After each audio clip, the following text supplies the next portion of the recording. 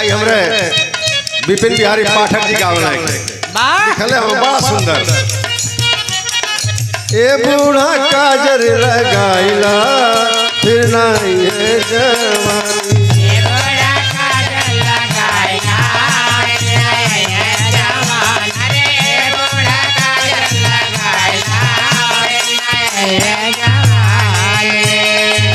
लेकिन हाई देखा भाव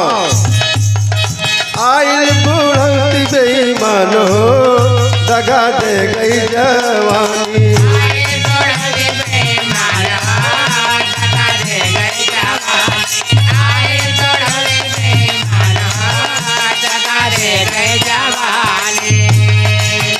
जवानी दगा दे जाए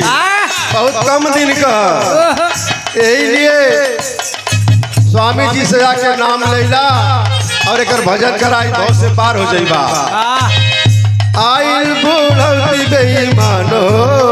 दगा दे गई जवानी,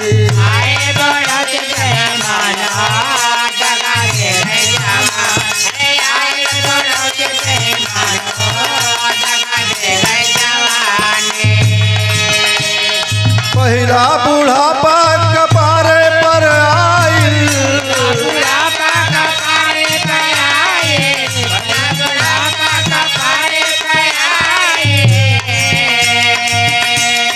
पहिला बुढ़ापा एक कपारे से शुरू होले, झर गईले बार पाक गईले उजराई,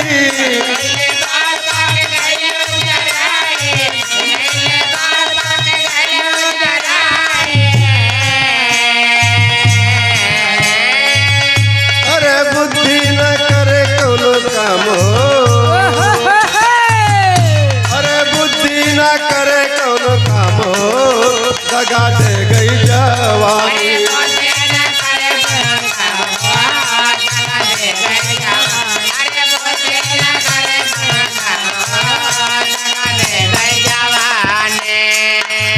दिखाई तो पहले कपारे से शुरू भइल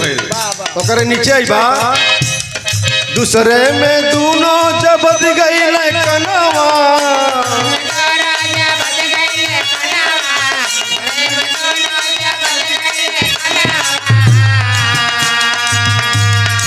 ओकरी नीचे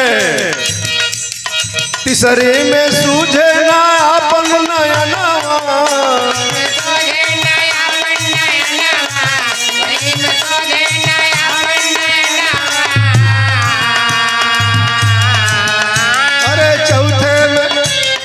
चौथे तन झूल गईले चाम हो, चौथे तन झूल गईले चाम हो दगा दे गई जवानी,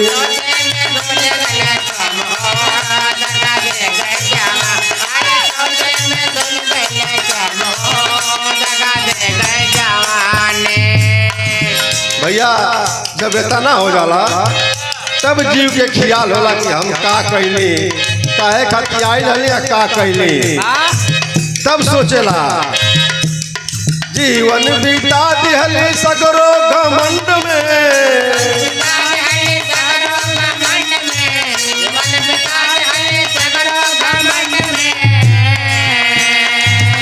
एक बात और सोची जीवन बीता दिहली खाके अंड बंड में,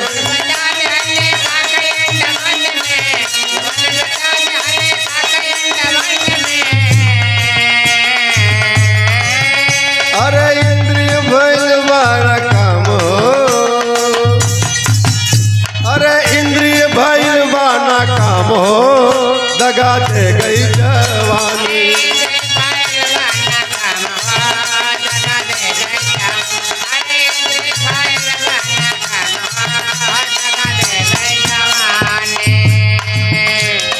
देखा जब इंद्रिय को नाकाम हो जाले तो जीव सोचला अपने आप के माना मूर्ख तू, माना मूर्ख का होई पछता के,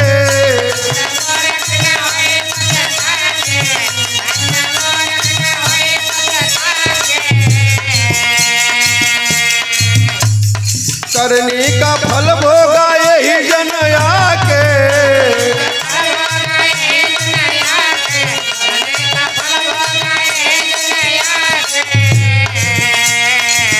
है भैया। अरे ऊपर का करायब बयान हो, ऊपर का करायब बयान हो, दगा दे गई जवानी।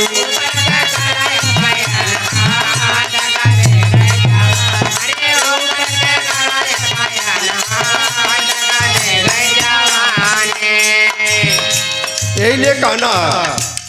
बहुत बढ़िया बात बाबू साहब। अब हूँ से कैला तू हरि के भजनिया,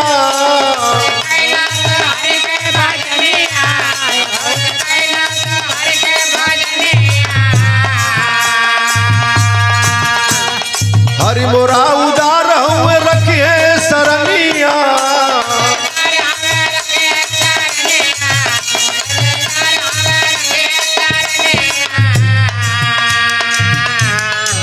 अरे सतेंद्र का हो जाई कल्याण हो, अरे सतेंद्र का हो जाई कल्याण हो, दगा दे गई जवानी।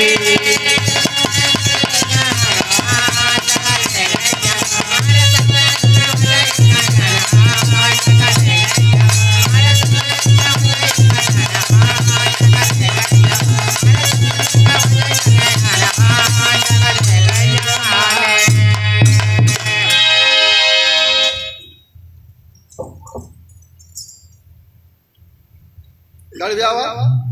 कजरिया का